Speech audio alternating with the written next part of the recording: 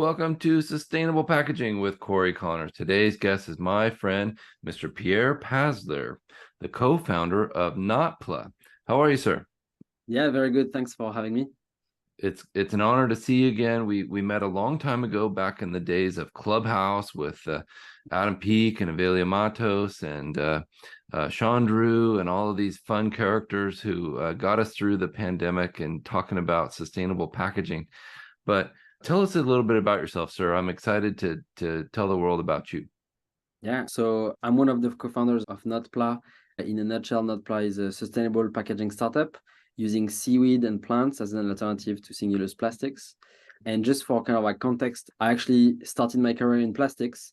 So I was a packaging engineer, I was working for L'Oreal, the cosmetics company, like working on launches of skincare products and sunscreens and so on with boxes and bottles all made of plastic, hundreds of millions, and certainly like they will be around for the next kind of like few hundred years. So after kind of like a little bit of kind of like learning the ropes in the industry, I think I realized that I felt a bit disconnected with the reality of those products and the materials that were used for making them. So I quit my job and I came to London to study a master's at Imperial College and Royal College of Art, where I met my co-founder Rodrigo, who's a designer and architect by background. So until this point, no link with Seaweed whatsoever. And during our masters, we got really interested in basically like the idea of making packaging that would feel more like a fruit than like an industrial container. And so we started kind of like experimenting with, in a way, like no lab, no access to kind of like specific machinery. So the place of experimentation was our kitchen, and our raw materials was whatever was kind of like available to buy for making food. And so that limited us greatly, but also it gave us kind of like really clear like safeguards in terms of not introducing anything that would not be like from the realm of like food. Mm-hmm. And after a lot of kind of like funny experimentation and very weird dinners where friends would come and not really know what was going to, we stumbled upon some of the building blocks for NotPLA, the technology that is used for making fake caviar, this kind of like fake little kind of like fish eggs that was invented by Unilever in the 1920s to make basically like a very cheap food product by using an extract from brown seaweed and mixing it with a salt. And at the moment that these two kind of like come together, they form a little bubble that encapsulates a little bit of kind of like, in this case, kind of like fish egg flavored liquid. But actually it's relatively easy to kind of like replicate this in your kitchen. And we started to kind of like source some of those brown seaweed extracts and create some bubbles in our own kitchen, and realized that like we could actually make them bigger and bigger, so we didn't have to just make droplets sized products. And that was really the starting point for this whole adventure of NotPLA. We came up with the first kind of like, let's say, kind of like cherry tomato sized bubbles that were encapsulating water at that point. And surprisingly, that extract is transparent, so it was basically like a transparent cherry tomato that contains water. Very weird, but kind of magical, because it was this little membrane that was like essentially like a food. So it was packaging you could eat. And the fact Wow. that you could eat this packaging really made kind of like, I think, a huge impression on like people who saw the video that we made about this little kind of like experimentation in our kitchen, that went absolutely viral, to our surprise, because we didn't really expect. It was not very refined. It was very much kind of like a student experiment at that point. But the fact that you could like create these edible bubbles that contain water, that you could like eat packaging, that really kind of like was something that I think caught people's attention. And that really got us kind of like started thinking, we can't leave it just in the kitchen. It's got to kind of like become a real solution, and we've got to bring this to kind of like a place where you can actually replace some plastic. And so yeah, after we graduated, we decided to kind of like work on this as a startup, and there's been a lot of kind of like evolution since then. You've made some big changes. This is very exciting. And you're right, the beauty industry has a very challenging road ahead towards sustainability. So that makes sense to come from L'Oreal and be aggressively moving towards sustainable packaging. And in your case, even edible packaging, which is amazing. I'm so excited to learn about this. And I want to talk a little bit about which materials your product could replace. That would be a big jump towards sustainability. Yeah. So let me give you a quick kind of like round trip of some of the solutions we're working on. So Yep.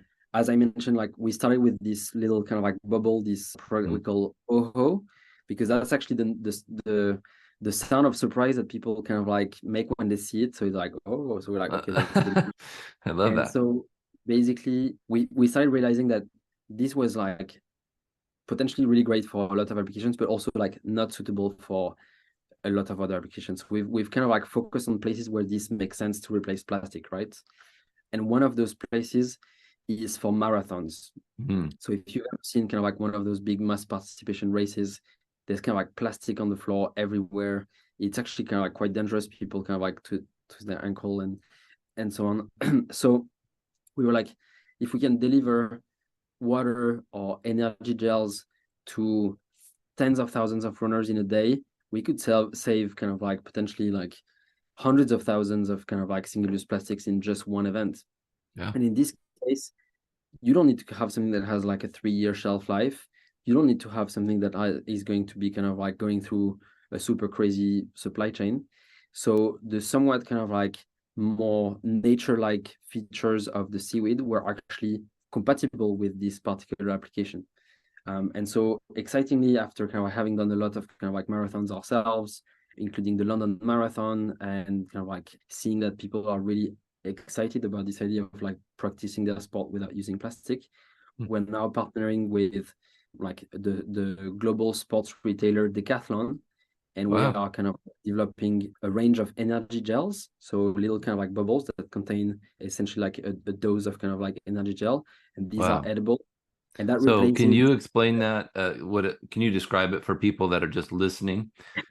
So essentially, like it is a pillow-shaped bubble that contains a liquidy energy gel. Typically, you would see those in like aluminum foil, plastic laminate sachet Hmm. that you have to kind of like maybe kind of like bite off the corner or use two hands. Right. So the magic Decathlon was very keen to first of all replace the plastic, but also to have something that was just usable with one hand. If you're Hmm. if you're cycling because you're doing a triathlon, or if you're kind of like practicing any sport that requires kind of like a lot of balance, you don't want to have to use both hands to actually use a Right. piece of plastic.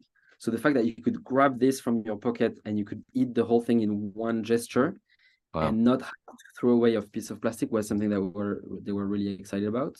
So we are definitely kind of like excited about this partnership. And in this case, we are initially targeting kind of like events, Mm. but we've also worked a lot with the brand to adapt the content of their energy gel to be more suitable with the like somewhat limited barrier properties of our seaweed, so that we Right. actually have something that like meets in the middle to enable those more sustainable kind of like packaging solutions like ours Incredible. to exist on the market, rather than like using super kind of like fragile like colorants and fragrances and flavors and kind of like active ingredients that require 3 layers of different plastics because they are kind of like very kind of like easy to degrade. So there is a bit of like a two-way street if we want to enable more sustainable packaging solutions Mm. that truly are natural, biodegradable, even edible. That's a bit kind of like a necessary step in some cases. It's exciting to have this new technology. Was there a learning curve where the first time you brought these, did runners say, "What is this? I don't, what are you handing me?" There is definitely kind of like a great deal of kind of like improvement we've done on like onboarding and preparing people to the fact that it's going to be a different format, that like we don't force anyone to eat packaging is very often here not to be eaten, it's here to protect. Hmm. But just like in fruits, a lot of time like we don't eat the fruit peel, so actually it's not that weird when you think of it in the world of kind of like fruit and veg.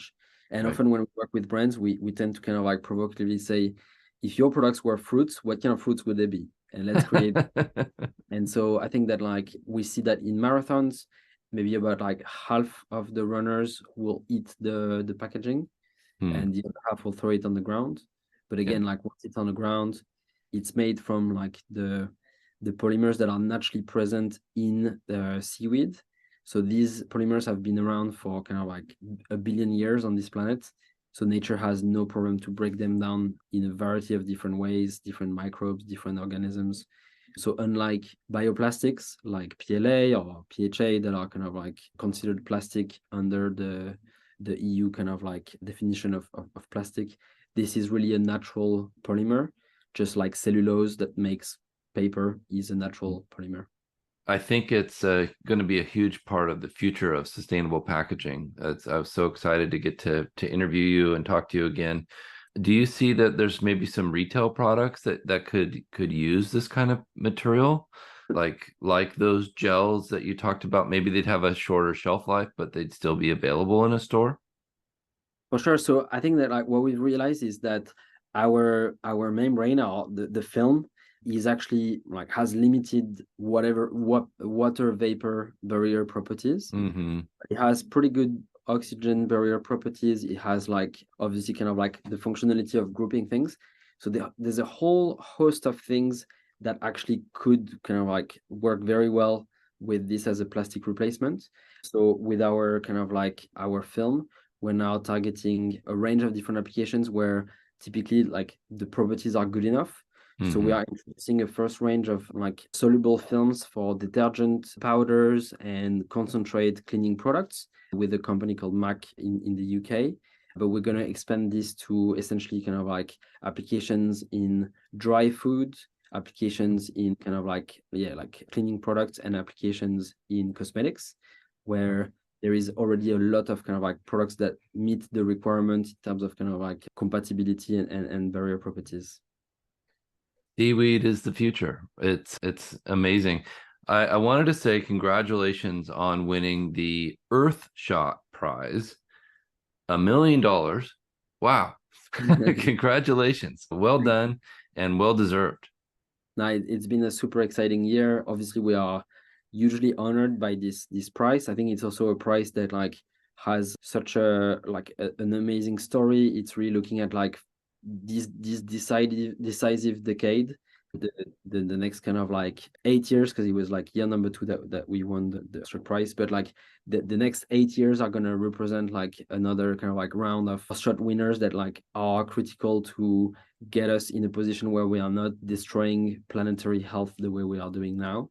Yep. And I think that being part of this group, this cohort, has been absolutely amazing. Don't get me wrong, the million kind of like pound check is very, very valuable.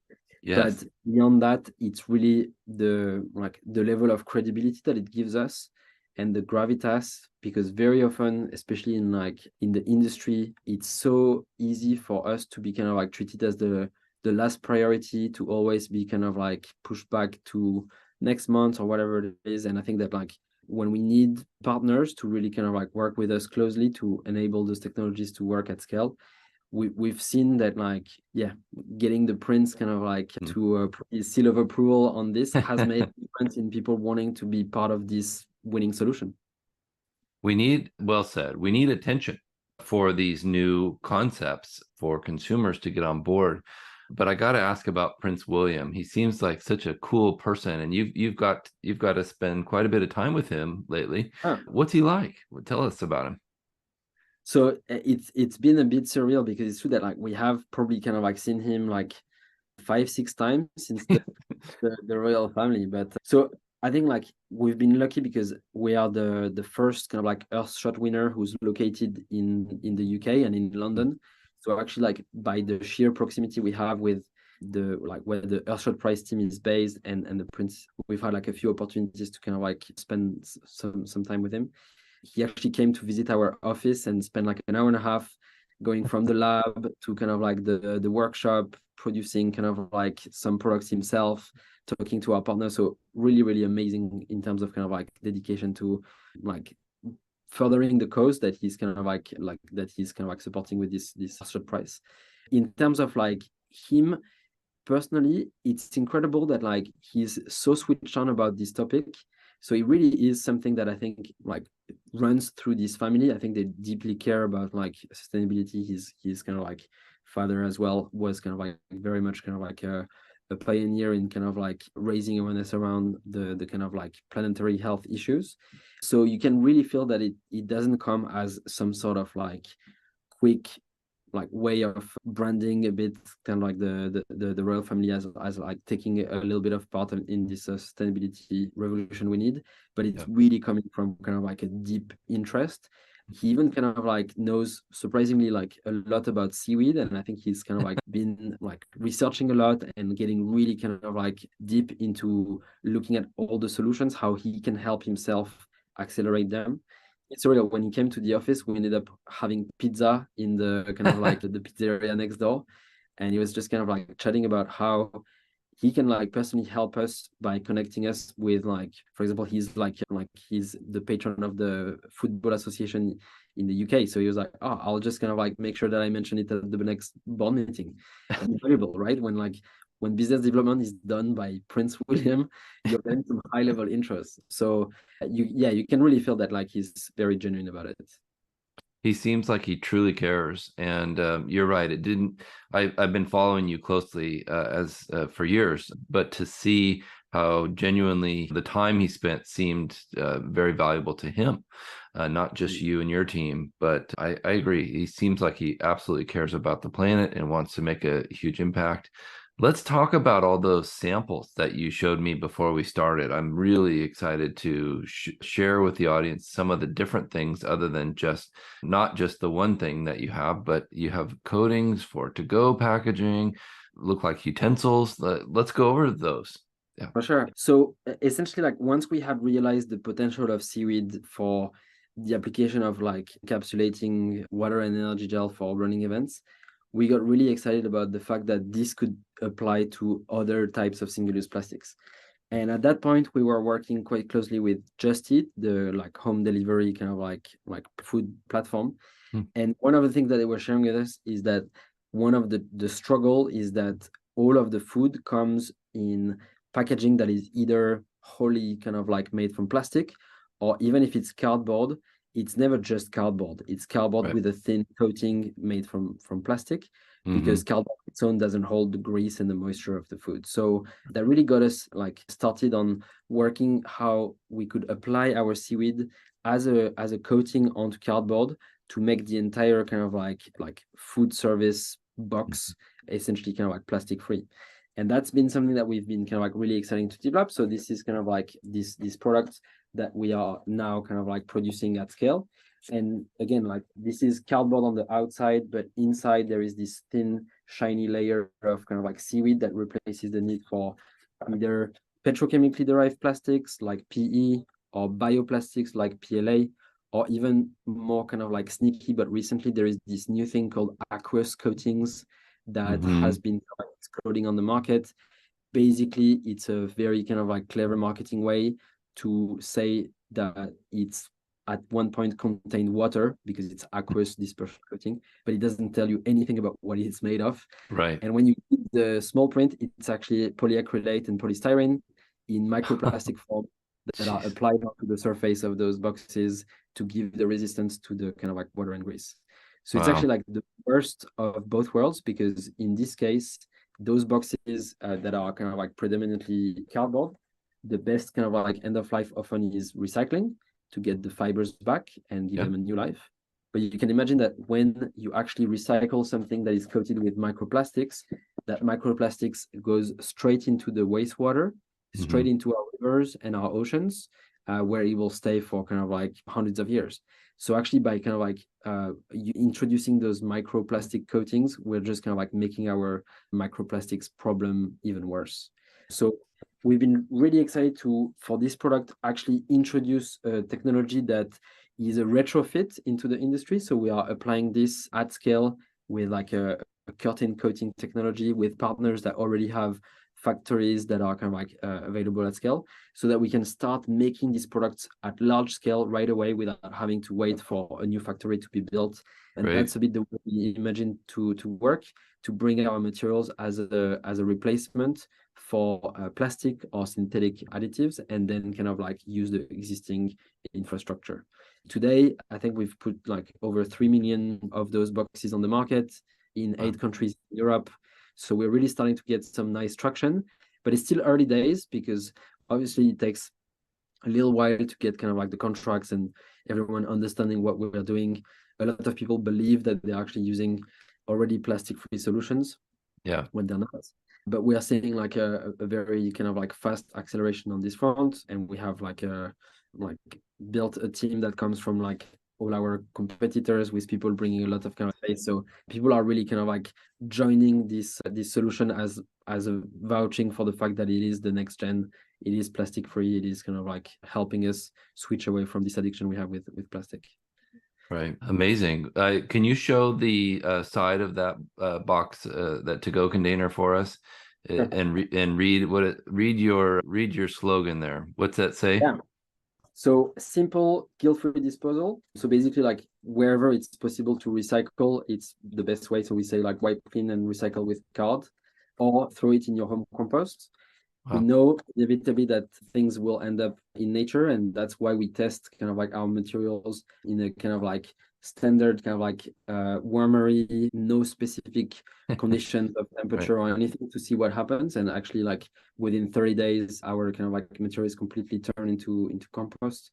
We even recently got the chance of testing our material in a simulation of a gray whale gut, like next level biodegradability studies. Incredible.